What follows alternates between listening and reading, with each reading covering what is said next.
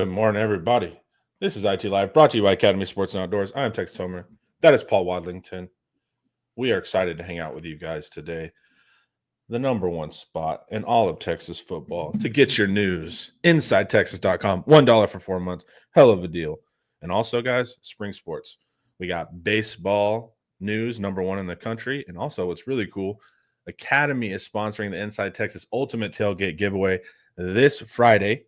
Make sure to come. It's free to enter all of this stuff, but you can just put your name in a little box and you could potentially win the Blackstone Griddle, Yeti cooler, 10 by 10 foot Texas canopy, University of Texas folding chairs, Yeti ramblers, all for just hanging out. So if you guys go to InsideTexas.com, you can see the location of the tailgate, all of that. It's at the Dish. It's I think it's behind center field or something like that. But check it out, guys. You can win all that for just coming to hang out. And the festivities should start around 3 and the game's around 7. Texas number one in the nation. And A&M had a really rough start, but they've won like the last 9 out of 10 or something like that. So they're really hot right now. Should be fun. Sandman, good morning. Charles, good morning. Travis, good morning. Roaster, good morning. AR, good morning. All right. We are going to talk portal additions and then also Texas trying to eye our personal draft record, which I think will be fun too to go through the guys. So, Paul, we also have another defensive tackle that's going to be on campus today. But how do you feel about the latest grabs? You feel like we've been doing the work we needed to do? Yeah, I actually just wrote an article about this on Inside Texas. Wow. And we have 9 defensive tackles now on the roster. And that may seem excessive, but let me offer some thoughts. So Sark has shown that he's had a willingness to go light at the skilled positions to load up on the lines of scrimmage. And I love that. It's one of the things that you love about Sark because he doesn't fit the stereotype of the offensive wonderkind, right? Who's all concerned about running more plays and scoring more points and wants to get the ball back. He's about a complete football team, and he likes the lines of scrimmage. He understands that's where football games are won. And so we're going to devote a lot of spots to that. So defensive tackle, why do you want to have a bunch of bodies? Well, in the absence of Byron Murphys, who are complete guys, what you are allowed to do is kind of play different styles to different opponents. Also, defensive tackles, pretty high bust rate in general. Yeah, scientifically proven. So sometimes that's their own self-selection on and or off the field. Sometimes it's the coach's selection. The key is defensive tackles don't stick around and eat up a scholarship if they're not working out. So you could start with 9 or 10 on your roster, and by next spring, we'll have 6 or 5. So that's just how it works. You let the Darwinian processes work. And also, there's no penalty. There's no chemistry penalty at defensive tackle. You could play 5 or 6 guys reasonably in a rotation. You go in and say, hey, I want maniacal effort for your 19 snaps in this football game. You're going to give me 3 to 5 snaps every quarter, and I want those to be maniacal effort. And if you can do that, you can get by with pretty average guys playing really hard and sort of playing above their heads.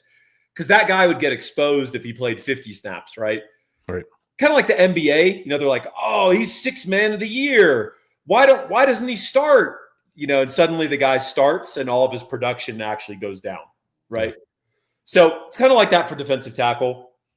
We're going to just throw numbers at the problem until we solve it. And I think that's what we're doing. We're also trying to fill, frankly, a 2-year gap where Bo Davis did us no favors on the recruiting trail. Didn't recruit enough bodies, and the guys he identified didn't pan. So we're not just trying to do 1-year rentals, which obviously the Travis Shaw, Cole Brevard fits. We're trying to get some sophomores and juniors to get in the pipeline. Yeah, we have to backfill. We're trying to buy a year to get that really promising young freshman class up to speed. Yeah. They'll be good to go next year, but you don't want to throw true freshmen out there at defensive tackle, at least not for extended snaps. Yeah, if we can get that freshman class going next year, Alex January, a year older, now we're looking good. But yeah, Bo, for whatever reason, did not do us well. And then he also took transfers too, on top of not recruiting for us. So that's tricky. How do you feel about the Syracuse guy coming in? Good. I have not watched him. I did look him up on PFF, which, whatever you think about PFF, it gives you a decent baseline. He was a negligible pass rusher, pretty good run stopper. Syracuse's defense, I do know overall was horrendous, but he was a true freshman starting. He's going to improve. Obviously, he's a guy that we like, and if you look at the list of suitors, a lot of people are going after him. I love the idea that we're trying to build out freshmen, sophomore, juniors, and seniors at that position, and not just try to do this panicky one-year rental thing every year as we try to, get that freshman class to be juniors. So, Justice Terry, Sharma, those guys, Myron Charles, they'll come along, but also know that, at least one of them is going to bust. That's just the nature of defensive tackle. I do wonder about bust rate, how that changes with the portal, right? Because the portal's is self-selecting for players that have stuck around longer.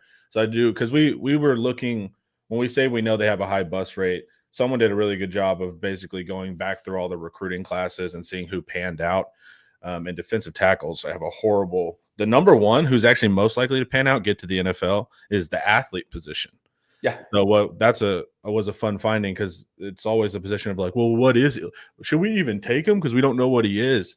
Well, it turns out just pure athletes end up going to the NFL a lot faster. It turns out the NFL likes testing, and what is a pure athlete going to do? Test well. What's really frustrating for me is a lot of fans and even some recruiting guys who should know better. They love that a guy only played cornerback in high school. Yeah.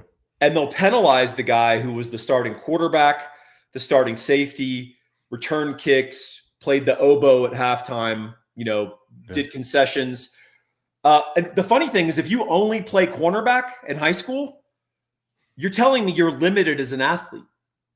If you didn't at least get some snaps at wide receiver, running back, running, option quarterback, or returning kicks, you're probably a dude who can't catch, and you probably have no ball skills. Yeah. So, it's a weird, lack of understanding of projection in football. So when people look at Jelani McDonald and they go, I don't know, he plays everything. Who knows what he'll play? Yeah. It's like, dude, you're not following the plot. It's like watching a Netflix show with your girlfriend and you keep having to pause it every 10 minutes. Why is he angry? or they're asking you questions. You're like, I haven't seen this either. I'm not psychic. I don't know where this goes.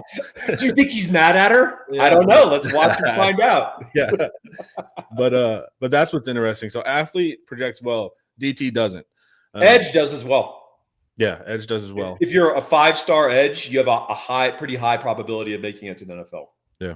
But DT, they have like a 50% bust rate. What do you think strategy-wise you do with defensive tackle? Take good young talent and then supplement with the portal? It kind of seems wide what we're doing.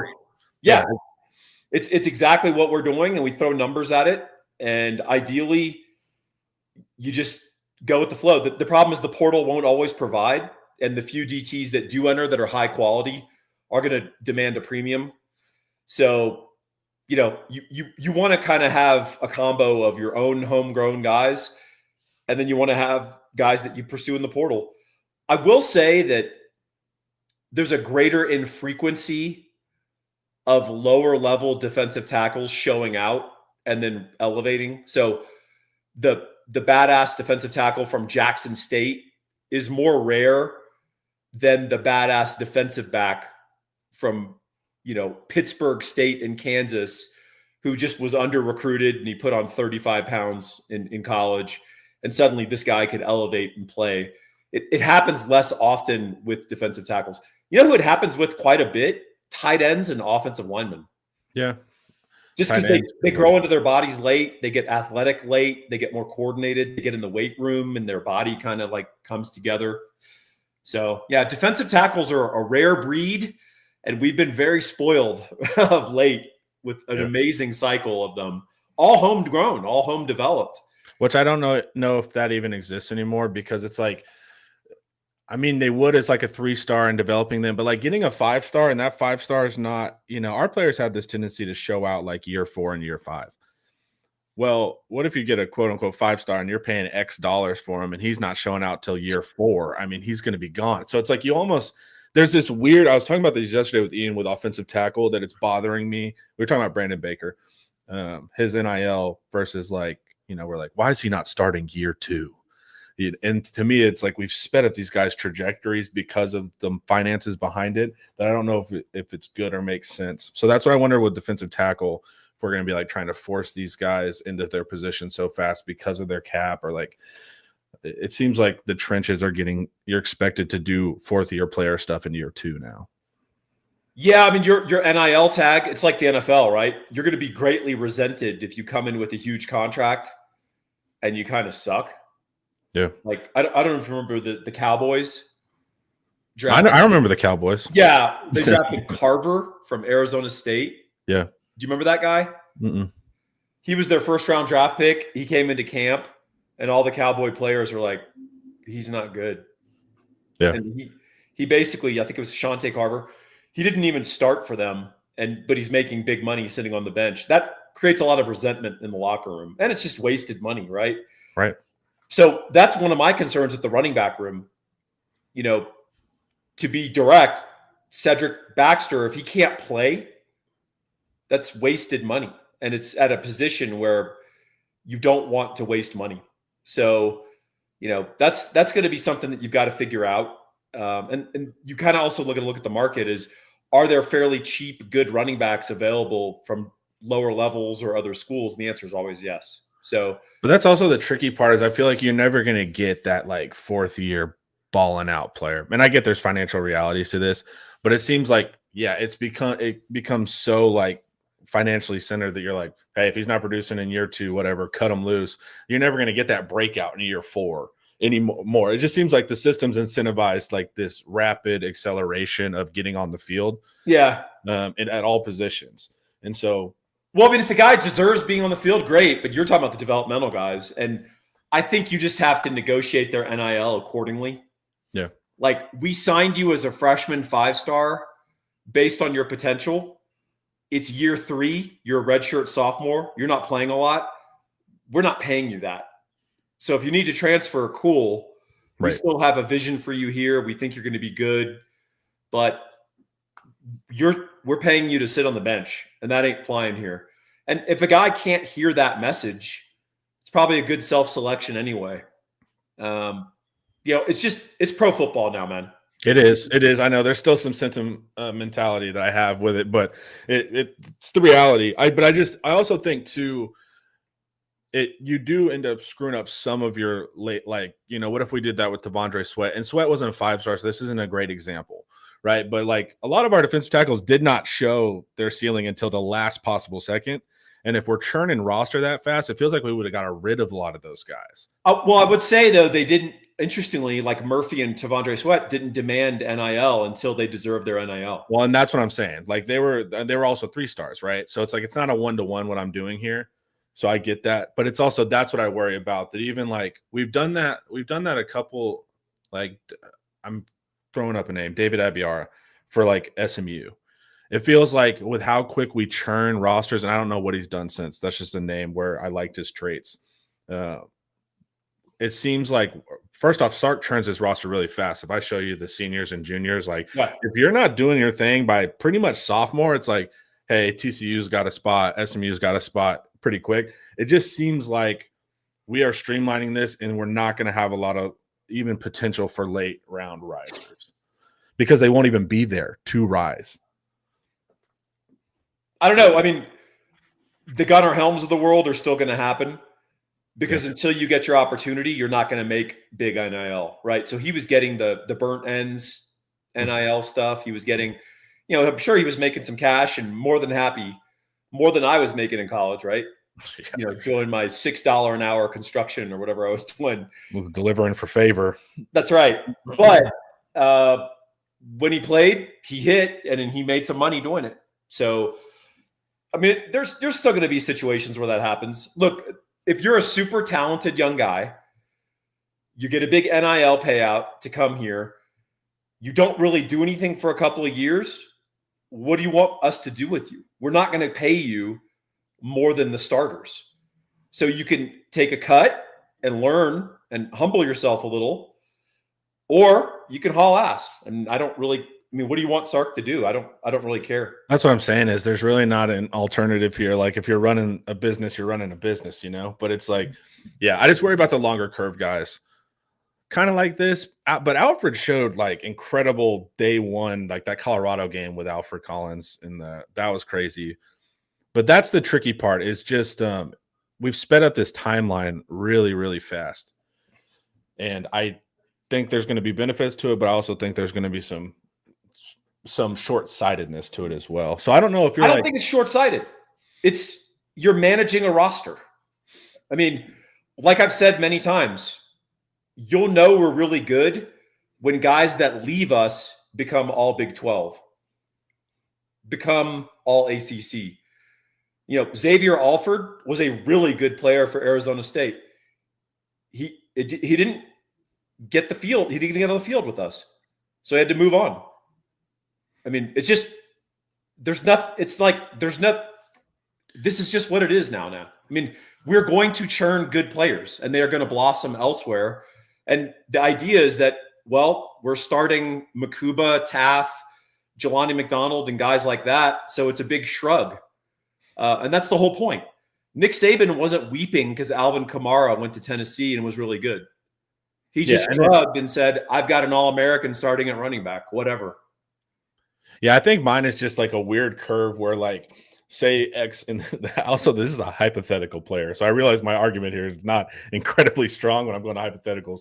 But like say you kick off a year 2 player, hey, go to Arizona State.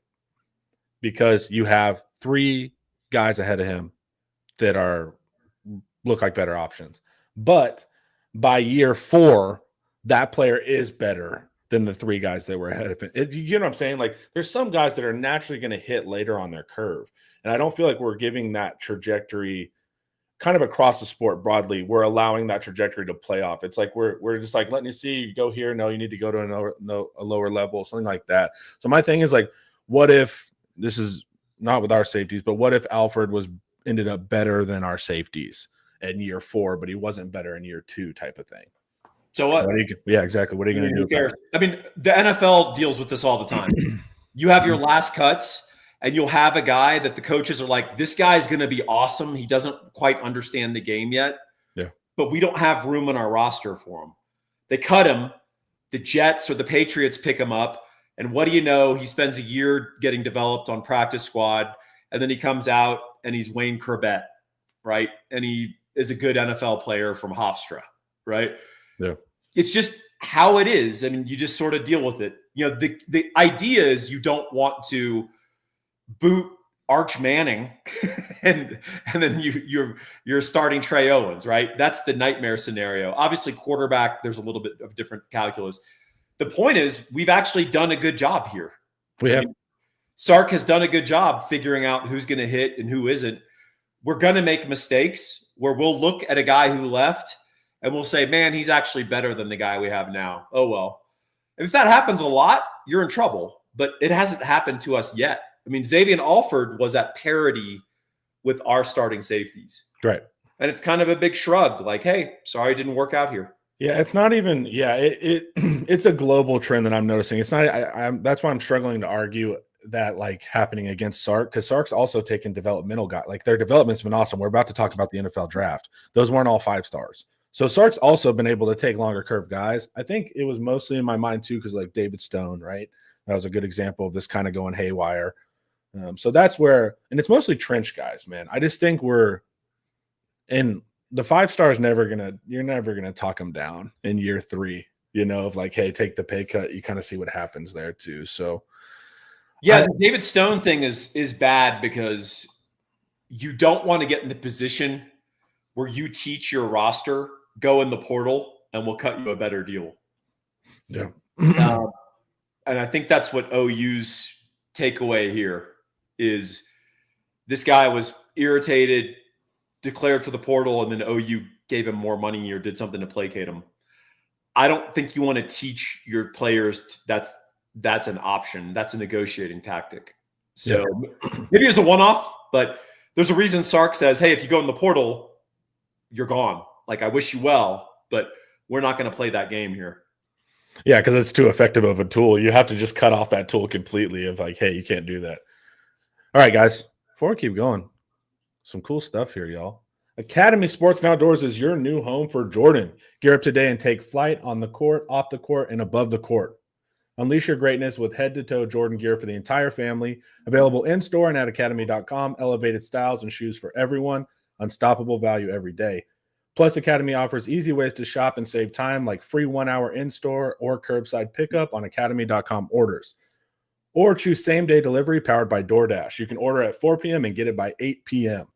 Check out our full Jordan selection today at Academy Sports and Outdoors. Jordan Brand, the coolest. Yes, Sadir Mitchell will be your interesting test case. Mhm. The problem is guys like him, it doesn't matter where they start. The light, if it ever turns on, doesn't turn on until their third school. Like they finally get it through their thick head that, oh, like it's me. I need to try harder, or I need to lose 35 pounds, or in the weight room, I actually need to do the lifts and not jack around. So, you know, that's just how it is. And it doesn't even matter where you start. There's like a humbling process as you go down levels that eventually you realize, hey, it's me. I'm the problem. Not to do a Taylor Swift song here. Coach Top, I agree. It's a case-by-case basis. I wouldn't do a blanket rule.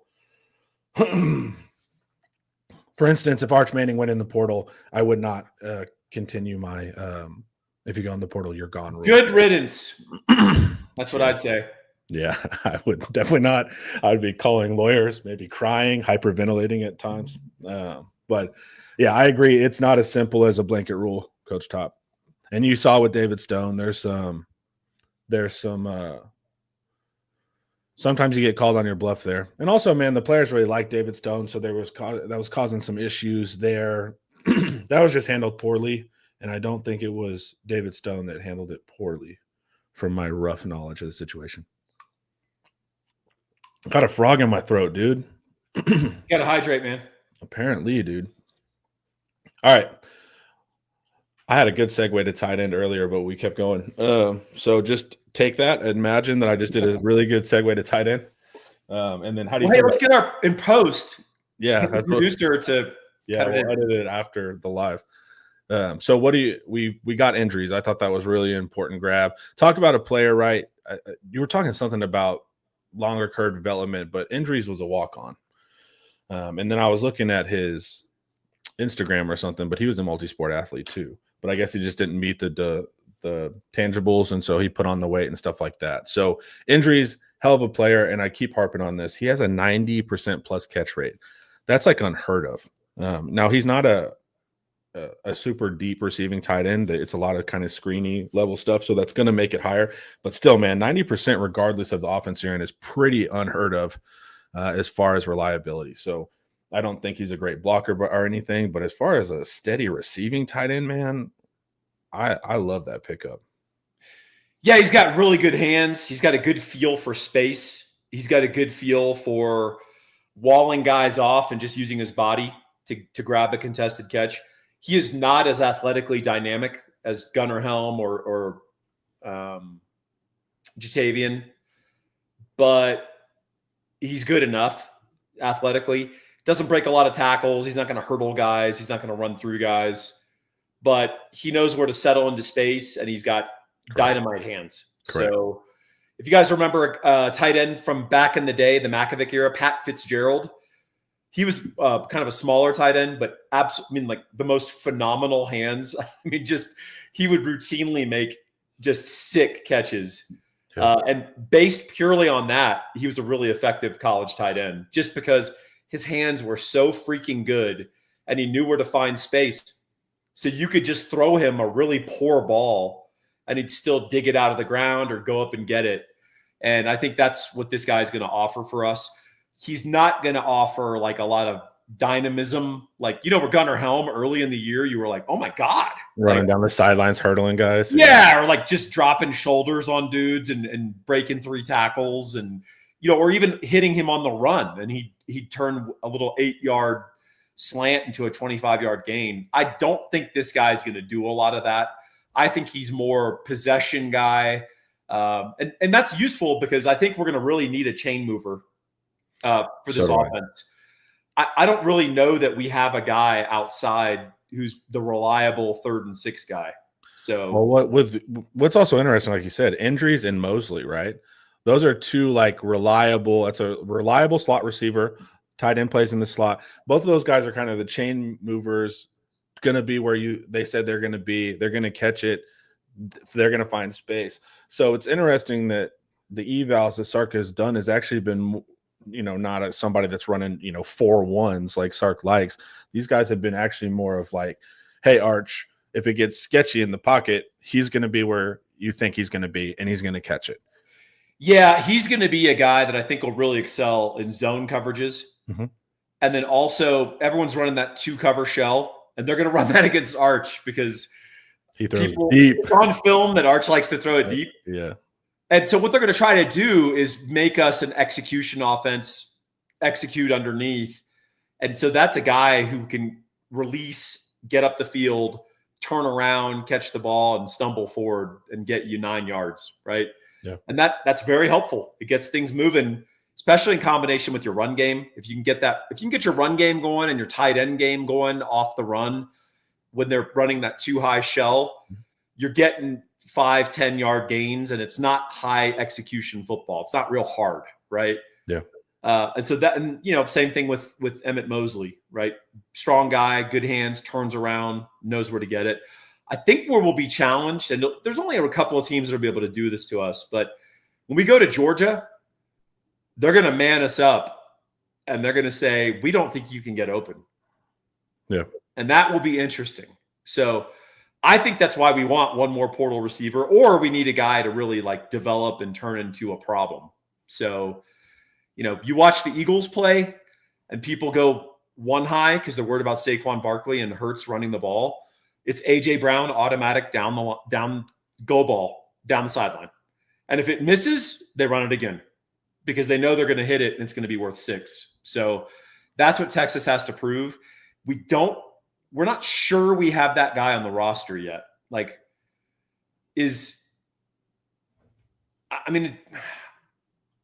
don't know. We'll see. We're going to see. We need a guy to win the ball down the field or threaten down the field, like getting wide open. I feel like DeAndre Moore is going to be able to do that with Arch. No, he's a slot player, so it's different than being outside. That matters too. Well, he and Mosley have to figure out. Yeah, it's up to DeAndre Moore move outside and Mosley get the slot. Do we get a new receiver in from the portal? And none of this conversation matters. I mean, but that's the raw materials are interesting. It's just like trying to figure out how it works. Hey, pull up the comment from Travis Acton because I think it's a good one. The injuries on David Jack Thomas. Entry is going to be Arch's David Thomas. He could be David Thomas is Vince Young's security blanket, no question. David Thomas, a much better athlete than Endries. Go back and watch David Thomas run. David Thomas was fast and really good at getting the ball in the air. He was a guy that teams were really scared to put a linebacker on because he could run deep. But yeah, that USC game, what did David Thomas caught 10 balls? But also what I worry about with zone settling tight ends is Sark's not huge on that. Yeah, he's going to have to be, but yeah, he still doesn't, And so we're going to try to throw it deep, and that's going to create some space. And so you're going to have to run some settle routes. You could hit him on a slant. It's the same, concept. The point is, after the catch, he's not going to do a lot. If there's no one in front of him, he'll keep running. That's great. So, because I'm already anticipating he catches a 60-yarder because a guy falls down and people are like, oh, what about that? It's I'm talking about creating after the catch, either running through people, running around them, or jumping over them, right?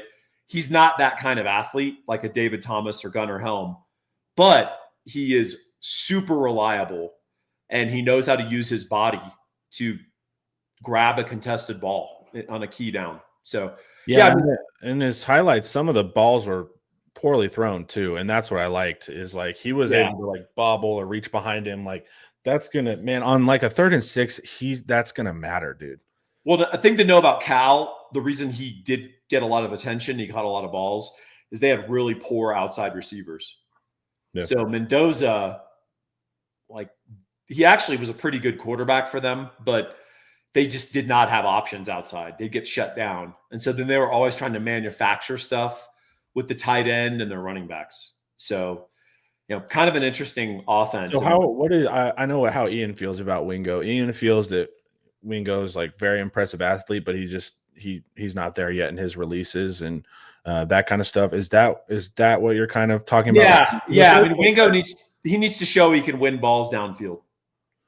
And do you mean like win contested catches, or you mean win off the line and therefore win the route? I don't care how he does it. Okay. Like release down the field and win. Either have 2 steps in front of the defender or have the defender on you and you rip the ball from him and you keep running, right? What he's good at are, athlete sorts of things, screens, slants, stops where he catches it and then turns upfield and runs.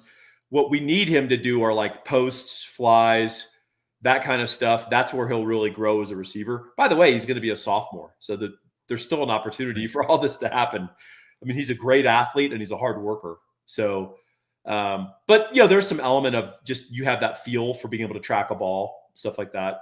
But his releases will get better. All that stuff will get better. But he has got to be the guy. Like he's got to win the route, real routes downfield, not athlete type, correct gadget stuff. Skill-based winning. Yes. Yeah. And then versus the top of the competition, right? So it's got to be able to scale versus a Georgia or something like that. But I know the fans immediately push back more like, we need an outside receiver. And everybody's like, Ryan Wingo. So it's like, I always like you guys to clarify what you guys are talking about. Yeah. I mean, well, look, he's a sophomore. I mean, he's had a whole year and a whole offseason to get better in these traits. And there's no reason to think that he won't. But, it's no guarantee that it will happen. Well, especially when you get injured during the spring, right? That's right. Like, that wasn't ideal. But also the change of quarterback, I think, is going to matter significantly there too. Yeah, and think about the structure of last year's offense. It was started as Bond-ish, right? Number 1. That quickly changed. And then it was Golden number 1, Helm number 2, clearly number 2. Yeah. So, that's pretty interesting. I think we'll miss Matthew Golden quite a bit. I would have loved to have him on this team.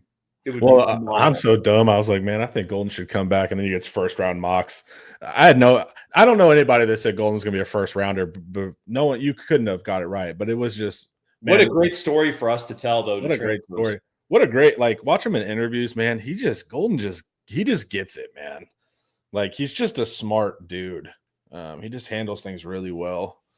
And like, you come in, right, and Bond's like the media number 1, the Sark number 1, that kind of stuff. And he's like, all right, I'm just going to keep working routes here and meeting with Sark to learn the offense. And he's one of those rare examples. Coaches always lie. They're like, just put your head down, man. It'll work out for you, which is not true. But then, but yeah, because there's some real things there. But he was the example of doing that correctly. Paul, what's another example of doing the right thing? Well, I want to talk to you about a golden figure in the mortgage world, and that's Gabe Winslow. You can give him a call, 832-557-1095. Why? Over 2 decades in the industry, former National Merit Scholar. He's got a law degree. This guy is phenomenal at what he does. He's also a broker, Connor. And what that means is he goes and shops your loan and your situation to 60, 70 different lenders. If he works for a big bank, Chase, Wells Fargo, fill in your bank, who, by the way, keeps bankers' hours, the mortgage guys, they shop it to exactly one outfit, their own. Who do you think is going to get you a better deal? Who do you think is going to allow more competitive bidding? We live in a capitalist society. I don't know about you, Connor, but I want... Not me. You're a socialist. Yeah. You're a Trotskyite. Yes. But I want to let those forces work on my behalf, and you want Gabe Winslow being your rep, taking care of your deal. Give him a call. 832-557-1095. And if you go to mortgagesbygabe.com, he's got a feed of all the Inside Texas channels. The Everyone Gets a Trophy podcast, which I do with Randy Boone, and a bunch of other Texas media. So you could make that your homepage. He keeps it constantly updated. And it's also a place where he writes about mortgages. So give him a call. Really good dude. Thank you, Gabe, as always. Paul, are you ready to go forward into the NFL draft? I am. I think there's a huge demand in the NFL for 6'1.5", 220-pound middle-aged men. Run up. I could rattle off about a 5'2" right now, 5'3". Yeah, but you're a real coach on the field, dude. That's a difference. I would pull a hamstring. Here's the thing. I am a coach on the field and that I know ball a little bit. I'm kind of also a locker room lawyer. So if I don't like our direction, I'm not going to commit. I might have some poisonous seeds. I might be like, does coach know what he's doing? How much are you guys making? I heard Ohio State's paying a little bit. Yeah. So they're making over to Ohio State to the roster. Yeah. All right. Let me pull this up here. So we're going for our school record. 15 guys drafted, which would tie Georgia's. Crazy. Which is crazy. Didn't LSU? Oh, they had 14, right? The Joe Burrow national title team. Yeah. So so we're going for it. I don't know if we'll hit it, but we're going for it. So this is Nash Talks Texas article, and I think this is from Matt Miller's prospect rankings. He put out 600 prospects ahead of the draft. So we'll just go through that. All right. Number 1, Kelvin Banks. I do think Kelvin Banks is going to get drafted. Good. Yeah. Well done, Connor. Yeah. I'm like, I would draft him for sure, I think. The NFL Twitter and NFL draft Twitter really cracks me up because it's a bunch of like dudes who put like NFL scout in their Twitter bio. And they are just like a guy who lives in New Jersey and like they're just watching YouTube highlights. Well, they watch highlights, like grinding film. I've been grinding film, and they watch like 3 highlights of a guy and make pronouncements about him. Yeah. And they use football speak, but a lot of them use it incorrectly. Yep. So they'll be like, fires his hands with effective functional strength. Dude, you have no idea what you're talking about. Yeah. But Kelvin Banks is a guy that they're pulling apart and overanalyzing. He's got 42 college starts, and I think 14 or 15 of them are against NFL drafted guys. And I think 10 of them are first round edges or second round edges. I don't know why they're overthinking this. They're vastly overthinking it. There's not a lot of guys his size with his feet, his intelligence, his attitude. And they're like, well, occasionally lunges. It's like, yes. In a football game, you lose reps occasionally. That's how football works. I know everyone has it in their mind that like J.J. Watt never lost a rep. I can pull up film of him getting pancaked. So here was this has always stuck out with me with Banks, and it also showed me one of the flaws of the scouts sometimes. So when Banks was in high school, he was at a camp. I can't remember what it was, but he's a left tackle, right? Yep. For whatever reason that day, they didn't have a right tackle depth to run that. So Banks volunteered to do right tackle reps. And people are like, well, what's the difference? It's the difference in batting lefty or right. Yeah. It's a huge difference, And so it's like them acting like it's the same. Dude, mirroring all of that, they have a ton of physical reps moving one way, one position, angling out in one way. So just switching is not easy. And so he lost some reps at right tackle that day. And the scouts were like down on him. I'm like, instead of taking the mental eval that he's the only one that stepped up and said, I'll switch sides so we can run this camp better, y'all took that he switched and got beat twice, so he's not as good. That just like always stuck out to me with a flaw in the thinking of the scouts at the high school and the NFL level, when really what you should have gleaned from that is that he stepped up at the camp. It's the same thing as the athlete evaluation, right? Quandre Diggs, what to do with him? He played quarterback in high school and returned kicks, and he played safety. He also played wide receiver in certain. What does he project as? Yeah, I just don't see a clean projection. It's like he's playing high school football. They're trying to win the game. The hero position, and you should wonder why he's playing hero. You should wonder why he has the ability to do all those things. Yeah. So look, Banks is going to be great. I think people are dropping him in mocks. I think he's going to go higher than everyone thinks. I think he could go number 10. Yeah, Yeah, I think people are wanting him to drop to the Texans because we have such a Houston heavy audience. So that's mostly what I hear is like a Texan saying, but man, they are overthinking this, dude. Yeah. So we should also point out that this is power rankings of the player, not draft projections, correct? I have no idea. I don't think it is draft projections. I think it's power rankings. Yeah. These are my best players. So Yeah. here's a weird thing about this draft, Connor. It's not a super talented draft in terms of depth, but the very best players in it, a lot of them play positions that aren't premium. Yeah. So like Tyler Warren from Penn State can be better, but he'll go lower. He is objectively one of the top 5 players in this draft at his position, right? However, tight end is not as big a deal as quarterback. So Cam Ward is going to go first, even though in last year's quarterback draft, he would have been like the 4th or 5th ranked guy. Right. So keep that in mind with the draft. Kelvin Banks will be pure need. I think it'll be under 4. Yeah, I think we're going to get 3. Yeah, I think we're going to get Banks, Barron, and Golden. I think it's going to be Banks, Barron, and Golden. Barron is a guy that I'm not surprised NFL draft dorks are super into after watching him, which I understand because no one ever caught the ball on him. He's great against the run. He's super smart, and he can play multiple positions. The criticism of him is hilarious because it's like, spent most of his career at nickel, only 1 year at corner. Yeah. And it's like, so he was a dominant nickel and a dominant corner. Right. He won the Thorpe in 1 year. By the way, if you'll recall, early in his career, we were like, we should play him at safety.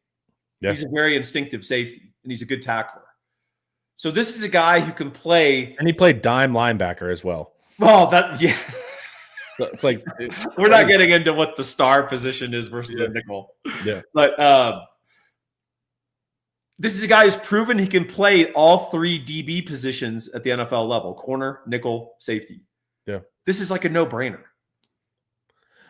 There's if everyone agrees you can't set yourself apart as a scout, so almost just to stand out from a crowd of like, you have to be contrarian. You have to be contrarian. And that's what's like the dumb thing with Banks. Like whoever the goofball was, like, I think he's a guard. And then like 7 other parents pop up and like, yeah, he's a guard. And like, it's just so dumb, man, how it starts. Or they'll write things that are just like not relevant to the player. So they'll be like, Andrew Makuba, great hitter, really good with the ball in the air, excellent instincts, highly experienced player, really grew in his last year at Texas after playing in a bad system at Clemson, blah, blah, blah.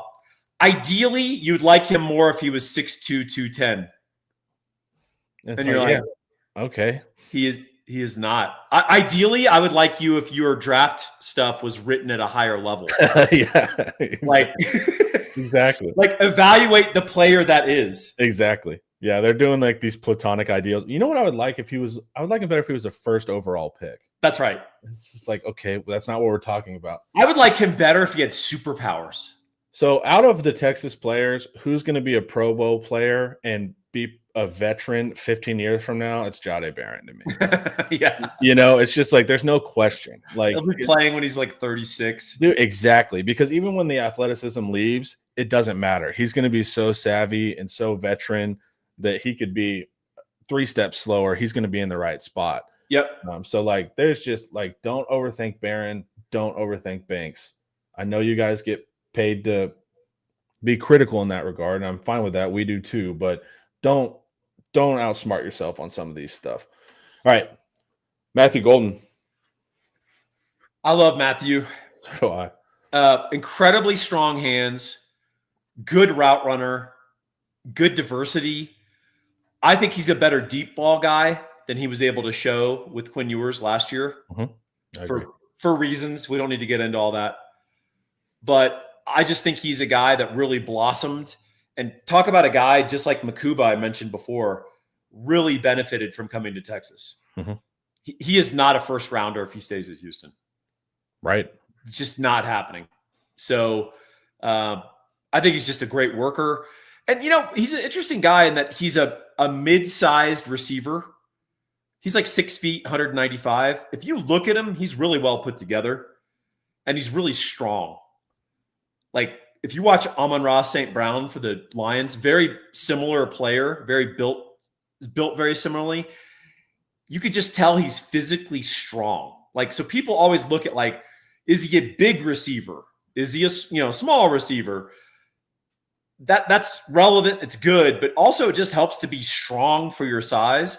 He's just hard to deal with. And guys, I think frame the ball and keep it. Yeah, and also I think guys are scared to press Golden because I think he's physically strong, and if he runs through you a little bit, you're not going to regain that step because he runs a 4.39 40. So 4.29. Oh, my bad. 4.29. Sorry. Yeah. Yeah. So I just think he's a no-brainer first rounder. I think he'll be a very productive NFL receiver. I'm glad we had him for a year. I wish we had him for 2. Yeah. And his ability to get open in the red zone, that's a skilled receiver too. Very, very much so. That little pylon route he ran with Quinn Ewers, amazing. That's all skill, man. And so, yeah, shout out Golden. I'm in the Dallas area, so it's like if he goes to the Cowboys, I feel good. But deep in my soul, I'm like, man, let him go somewhere that they can maximize him. With our players, it's sad. I'm like, don't go to the Cowboys, please. But regardless, you'll be made a millionaire. You'll be all right, even if you're not on the best football team. And then if I got drafted by Jacksonville, I'd be. I would say you're going to be all right, dude. You're going to be. It's all good. Yep. All right. Our 4th ranked is Alfred Collins. Late bloomer. It all came together late for Alfred. He played fantastically well for us. Honestly, there was no drop off from Murphy, Sweat to Collins. I mean, he didn't have quite as many like, oh my God plays as those guys. Yeah. But from a down to down consistency standpoint, phenomenal. And his oh my God plays happened repeatedly on 3rd and 4th and short. Multiple times he got double teamed, stuffed the double team, and then made the tackle for a loss or no gain. I mean, did that half a dozen times last year. Just absolutely amazing. I don't know why people kept doubling him and running at him because it happened over and over. He played really well. The bummer for him is I think that there may be a medical. I think they've detected some stuff in him they don't love. And that could affect his draft stock. But his traits, as Nash points out here, very rare. Height, weight, wingspan, arm length. He got really strong by the end of his career because he finally accepted I'm an interior player, right?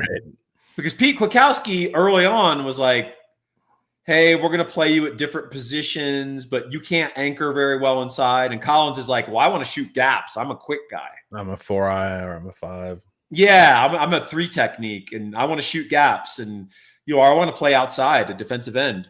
Mm-hmm. And Kwiatkowski was like, sorry. I want you to be able to eat blocks. Well, that's why people kept running at him because the word on him was he was a pass rusher. And he was like, dude, that Murphy, Sweat, Collins year, we had like the top 3 pass rushing defensive tackles in PFF. Like, It was crazy, dude. So the words were just that Collins was just like this pass rusher.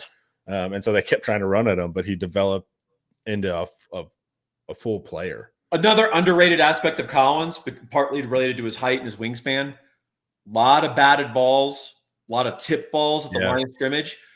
Very good at getting penetration, not jumping and then getting his arms up, which you've got to instruct defensive linemen to do because quarterbacks will pump fake them up in the air, right? Yeah.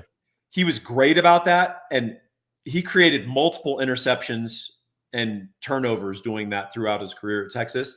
It's an important little value add that doesn't always make it in the scouting report, but it changes games. So I think Collins is going to be a really good pro, probably a 2nd rounder.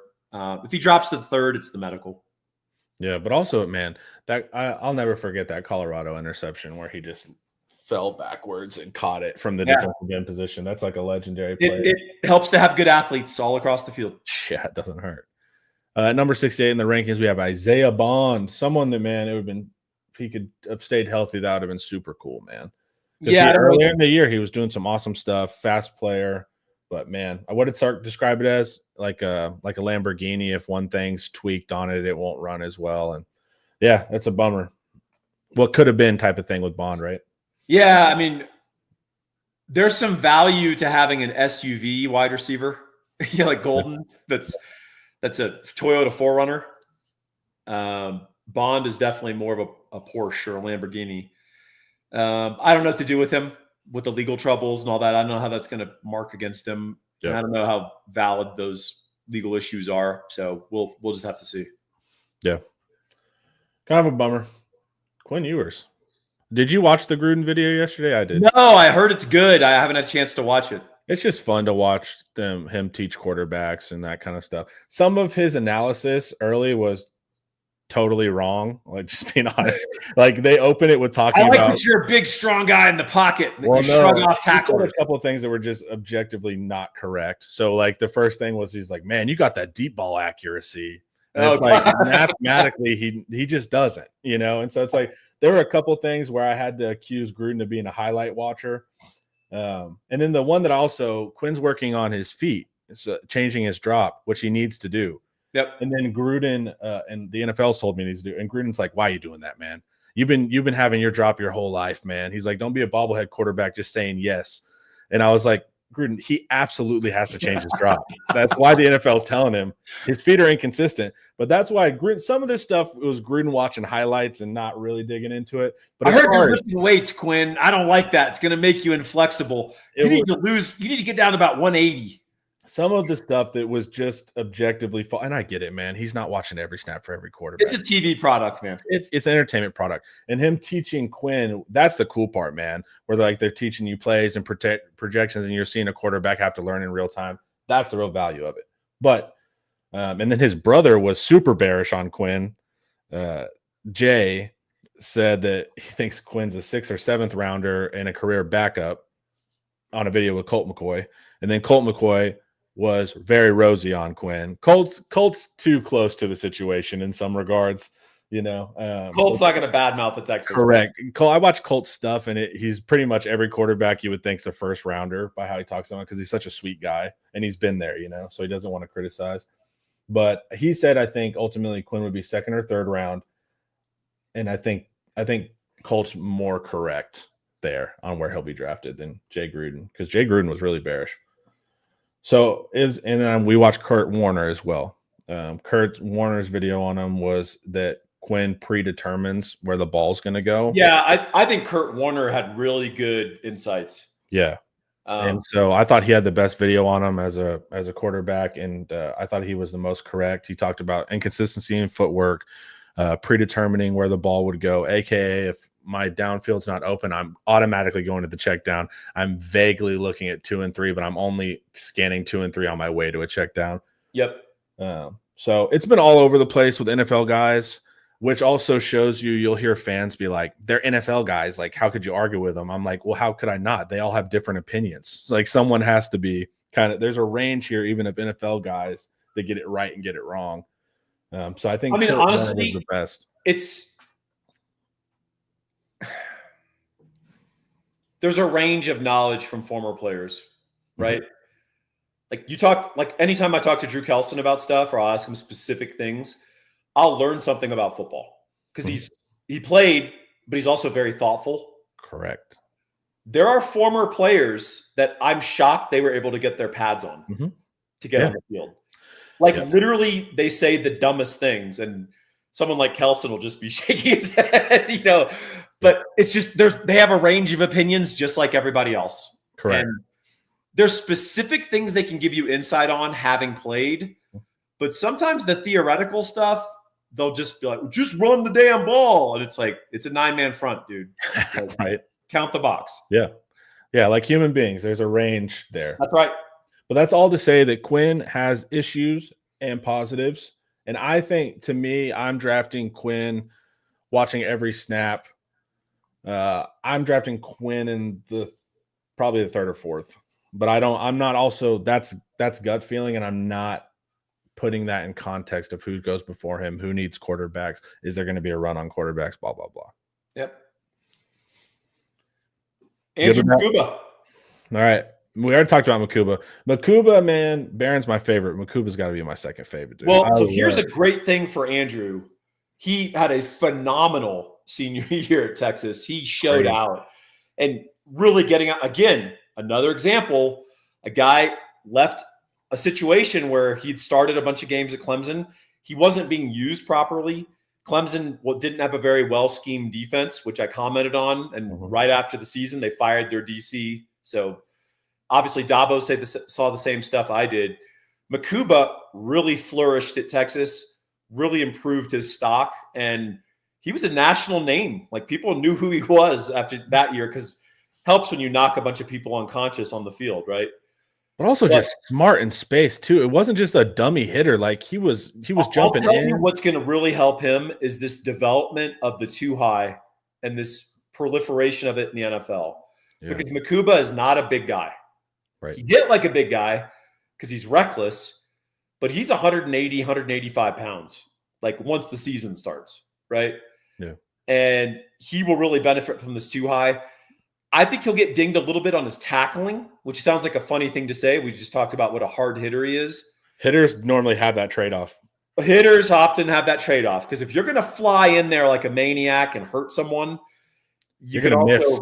You're going to miss. You can also miss. Remember, who was it? BJ Foster for us, that like only knew how to hit you like a missile, but he couldn't. And he'd also like concuss other defenders all the time. Exactly. He was a danger to everyone. Yeah, his career ended in a weird way. Like, my last memory of him is like jogging on a play. Yeah. Like, weird. Yeah. But yeah, I think Makuba is going to really benefit from this proliferation of two high.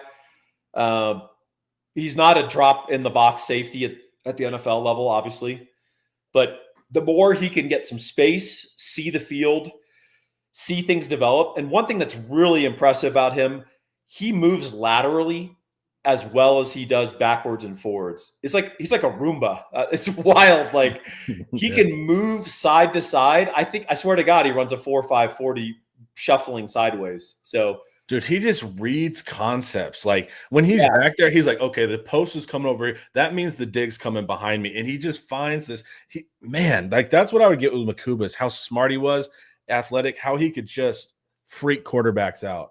Yeah, Texas, one thing that's really noticeable about Sark since he arrived, our football IQ is pretty high. Yeah. Like, collectively. Like, we've got a lot of guys who understand the game of football. And you could say they were taught that, or maybe we recruit to that. Yeah. But, dude, we were a pretty dumb football team for about 10 years. Dude, yes. I mean, even situationally, just total. Situationally stupid. Yeah, dude. Like, guys who did not understand the big picture. Yeah. And I feel like we've got a lot of guys like that. So props to the players and props to the coaches who either recruit that or develop that. 100%. Jake Majors, man, the general. Does that seem high? It does seem high. Boy, that's for a power ranking. I wouldn't put Jake above Gunner. I don't think. I wouldn't put him above Cam either. So, yeah, I love it. I mean, dude, that guy, was he have 50-something starts at Texas? Crazy, man. Unbelievable. And people were trying to bench him the entire time, dude. He did something really interesting, Connor. He started for 3 years and was basically the same player every year, partly because he was injured. He didn't get good off seasons in. Yeah. His last 2 years, he was markedly better. Mm-hmm. Like, he was a good center, whereas his first 3 years, I think he was an average or above average center. And that's really interesting. You don't see that happen a lot. But again, it happened. You know, he stuck around and it all came together, kind of like the Alfred Collins of the offense. Well, just like a stabilizing force, like when we sucked, you know, like to be able to grow throughout the whole thing. And then the quote here, football cyborg. That's what I mean, every time I talked to sources close to the program, it was how smart he was. Yeah. And how, like, that's what it was always like. This guy understands protections and all of that stuff. So, and dude, that's a center, man. So not to relive history or do hyper fact, what is it? Hyperbolic? No, I'm sorry. The counterfactual. The OU game that we lost to Dylan Gabriel in the last second drive. Two biggest things there. One, our defense was not well prepped for that game and their game plan.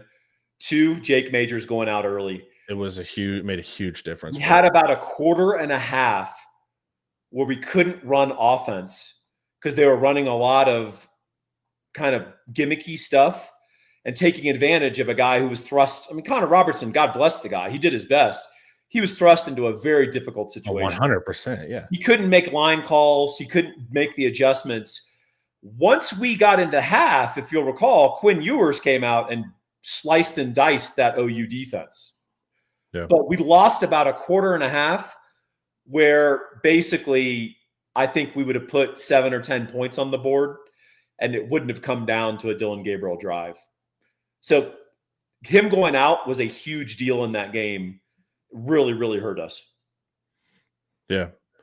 Man, I hope Jake has a long career, man. Because as far as like what you're asking for in center with intelligence and stability, I mean, that's what you're asking for. And he exemplified that for us. I also feel like when he got healthy, he had good off seasons and he got way stronger. Yeah. And you could see it on the field. He was a much stronger player. Yeah.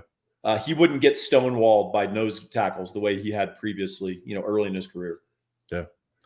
Next up, Gunnar Helm, baby. Love Gunnar. Man, I'm going to miss that guy. The funniest thing, Connor, before the season, I write my Thinking Texas Football preview and still available on Amazon. It's not dated at all. No, always topical.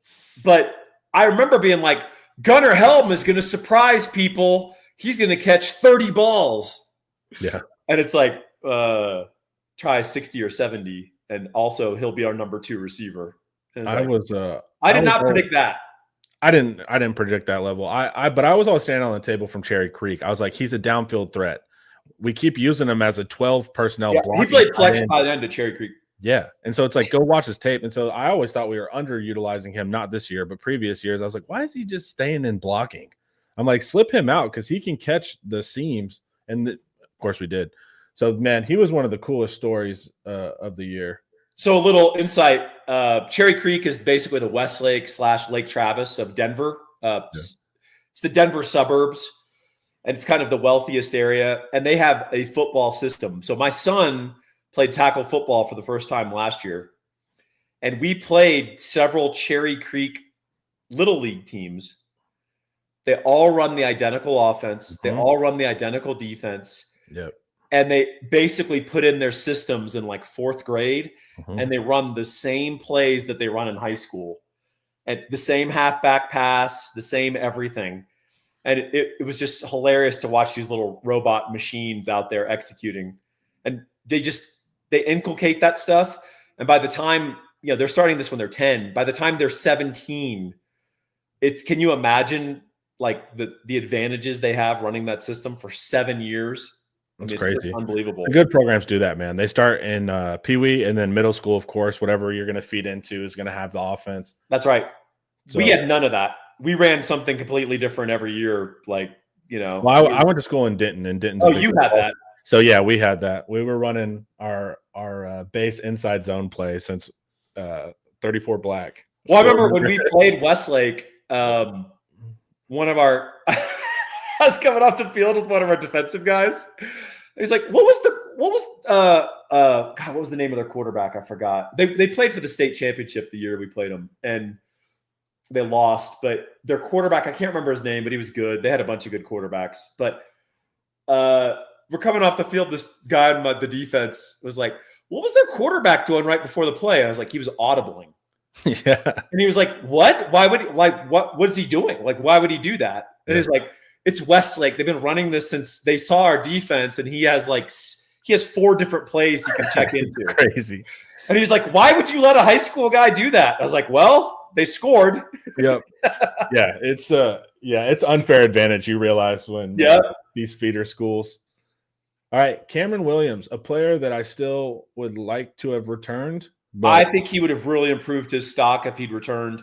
Sadly, our last memory of him is an injured Cam Williams. Yeah, that's struggling to get out of his stance and getting bypassed and creating that. And instead of once again taking kind of the wrong lesson there, right? Like Cam was like, "Look, I'm hurt, but I want to try to help the team versus Ohio State." Well, that's on the coaches. Yep. Sorry, like your job is to evaluate the players if they can go or not. Yeah. So my thing is like with the scout, right? You could take the wrong lesson. You're like, man, Jack Sawyer was beating him like a drum. Oh, I don't think NFL. I don't think actual NFL scouts view that. They can tell the guy's hurt. Yeah. But he was. If he would come back, Connor, I think he would have been a 1st-round draft pick. So do I. It's a shame. I understand the desire to get in the league and earn a paycheck and all that, but dude, we have NIL now. You're It's good. not like you and your family are going to struggle. I think there's probably some keeping up with the Joneses, right? You come into class with Banks, you want to leave with the class with Banks, you know? Dude, I think you got to maximize your earning potential, and you only get a chance to sign that first contract once. And obviously the second contract, once you prove yourself, is how you make good money. But if you could be a first-round draft pick in the NFL, the signing bonus alone is You got to go. Yeah, I wish he would. I wish he would have come back. Me too. Jaden Blue. Also a player I think was quick to the draft. Disappointing 4.38 40. Yeah. Hey, all I know is this: when he's not hurt and he's on the field in pads, he's very fast. Dude, he's crazy fast. He's going to be very interesting. I think he's appealing in the late rounds. Mm-hmm. I mean, I'm a big running backs or a commodity guy. Other than a small handful of special guys, right? Everyone else, it's the dude. There's a minimum threshold. Yeah, there's a minimum threshold, and how good's your O-line and what's your system? That's all that matters. So I like him as like a poor man's Jahmyr Gibbs. And I think that will be the sell on him. He's not as natural a pass catcher as you would like, but I think that can be worked on too. Well, it's weird is like this is what's confusing with Blue. He had some of the strongest hands I've seen of a running back in high school. And like, I mean, I'm talking about like golden level quick out red zones framing balls. Oh wow. Like he had incredible hands. And he was so fast with good hands that there were even talks of him at slot. But it's Blue's consistency, man. When Blue is showing up at the top of his ability, mentally checked in, all of that stuff, Blue is a problem. But on the flip side, whenever he's having an off day, remember that game where Sark gave him like 900 reps? Yeah. You know, but he was having a bad game still. He had a bad game, but still went for like 150 yards, that weird game for him. That's the trick with Blue, man. Like, I like Blue. I think he's a great player when he's maxing out. But when you see that he's distracted, there's some front runner to him, right? Mm-hmm. Yeah.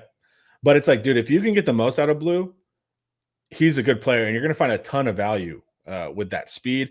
And like I said, whenever he is locked in, his hands are nice. It's just Blue is a very interesting player.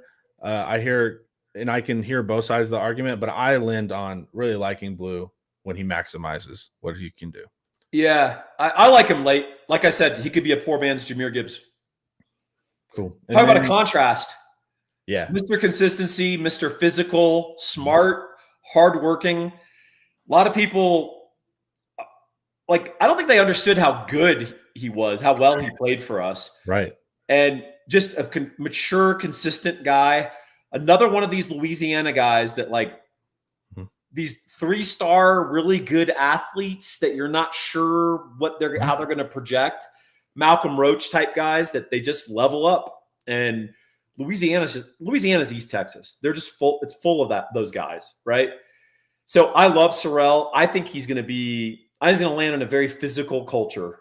I think the Steelers or Ravens are going to love him.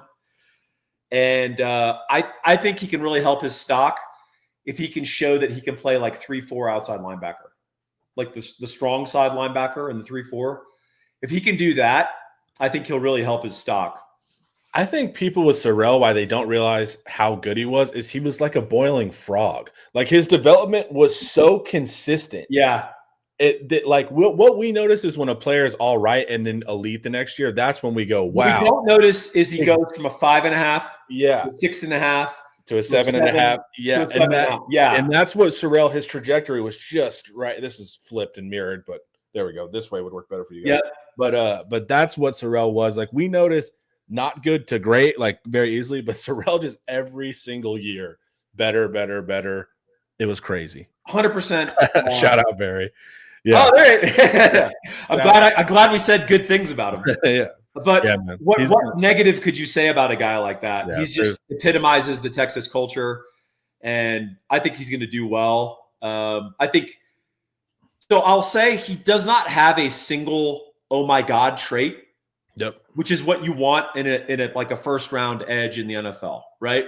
Yep. But what he has is he's good at everything. And that is valuable in the NFL. That is really valuable. I think there's multiple teams with certain cultures that will fall in love with that guy, and they'll go grab him in the 4th round. And both sides will be very happy with that fit. Yep, and a stabilizing force in the locker room. 100%. 146, Vernon Broughton, a player that also proud of his ability in his final year, a player that wanted to be a basketball player originally and had kind of those problems where it's like he's a basketball level athlete. Can he be a football player? And the answer was yes, he was able. Well, he had to remake his body and learn how to anchor. He was a guy who would get blown off the ball quite a bit. He always could rush the passer because he had that quickness and that arm length. He can grab offensive linemen and swim them before they can even make contact. Good, quick pressure interior, which is very valuable at any level of football, especially the NFL. I don't think at the NFL level he'll be a run stopper. I think he'll be adequate at best, which is why he's down here. You could easily see himself making an impact as a passing down specialist. That's not really a thing anymore in the NFL. So remember the NFL, the DPR is leaving.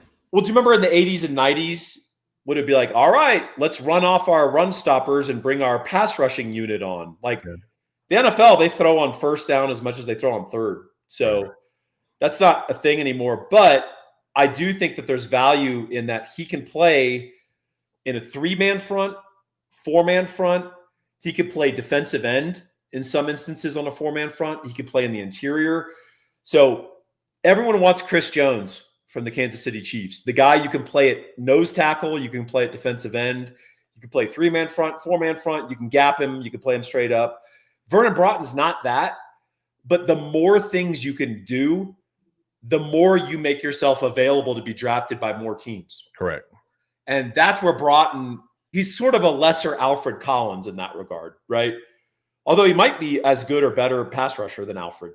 So he's certainly an NFL player. He's definitely getting drafted. And talk about a guy who improved over time. He was a guy that really struggled early in his career, but boy, he really improved last year, and then this year sealed it. So really proud of that guy. Me too. Big NASA. So I think NASA is going to be scheme and team specific. He is an outstanding pass protector at guard. Like really, really good. He's not a guy who's going to get a lot of movement in the run game. Which is weird, right? He almost seems, because you're like, wow, look at his size. He must be a road grader, but that's not the case. Yeah, you think like, hey, a guy's 6'5", 325. I bet he's a great run blocker. He doesn't get low. Right. And he doesn't have that explosion out of his stance, that initial strike. But when he gets his hands on you and you're trying to pass rush him, you can't bull rush him. And you're not going to run around him because he's got good technique. So I think that he'll be a specific fit for a team that really emphasizes pass protection.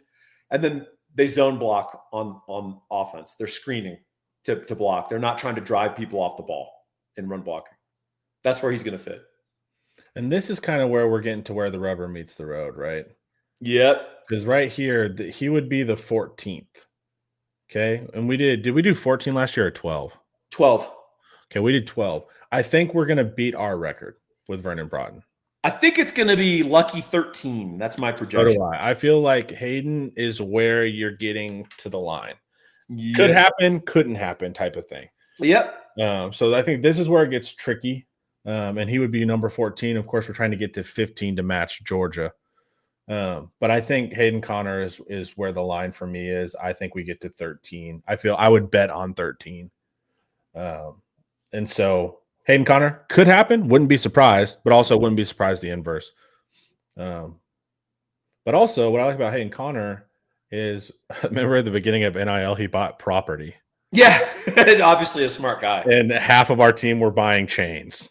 Yeah. And when NIL came, everybody was showing their chains with whoever the Austin guy is. He's like, I bought a condo. And then he's like, yeah, I bought a rental property for passive income. So Hayden Conner's gonna be all right, however it goes, man. So that'll be good. And looks like the money that he did make in college, if he doesn't make it in the NFL, it was put to good use. Man, Silas Bolden, another what could have been, man. Yeah, I feel man, I like like we're that meat on the player. bone with old Silas. And he has an all-time Texas football play. That OU play is, That's awesome. yeah. I mean, it's in the pantheon of like top 100 Texas football plays, top 50 Texas football plays. So man, and what a way to make special teams fun. In a year when our special teams was really disappointing, Bolden was able to provide that spark for us, heart-stopping decisions on whether to catch it or fair catch it or not. But man, really like Bolden. As far as the NFL draft, unfortunately, I don't see it. He's 150 pounds. Yeah. I'd bring him in a training camp. There's no doubt. Me too. And the mental eval is there. And also, man, go watch his Oregon State. You don't have to necessarily watch the Texas tape in that regard. Watch the OU play for sure. Watch when he did get opportunities, what happened. He made them. And then go watch him at Oregon State. He's just a dog. Dude, the mental eval on the chart. He made the toughest catch I saw. Over the middle, he caught a slant and got smacked. And I hadn't seen really anybody else in the past couple years willing to make that catch. Yep. So man, I hope he gets a shot. And I think ultimately everyone's going to make I think everyone's going to get undrafted free agent. I don't think anybody's just going to necessarily be sitting at home. All right. And then we have David Benda, also a fan favorite, man. Love David Benda. Love his mentality. It's a bummer he got kind of passed in his final year, but Benda also made some of my favorite, like, as far as a run blitzer or something, dude, Benda, whenever he knew where he was headed and could meet a guy in the hole, he would smack dudes. So hard hitter, smart guy, engineering major. So whatever happens for the NFL or you undrafted free agent, promise you Benda's got a bright future. Benda's gonna have a good life regardless of how anything shakes out. Yeah, I would go hire that guy. Yeah, no doubt. And then Jermaine Lole. Yeah, hanging it up. He's going to go try to coach. Good for him. Real shame. Talk about injuries crippling a guy's play. He played well for us last year, but if you ever get a chance to watch like young Jermaine Lole, who played at Arizona State before he got hurt, boy, he was really dynamic. But he had some really bad injuries. I didn't even know he was going to be a GA for us. Yeah, I think it's awesome.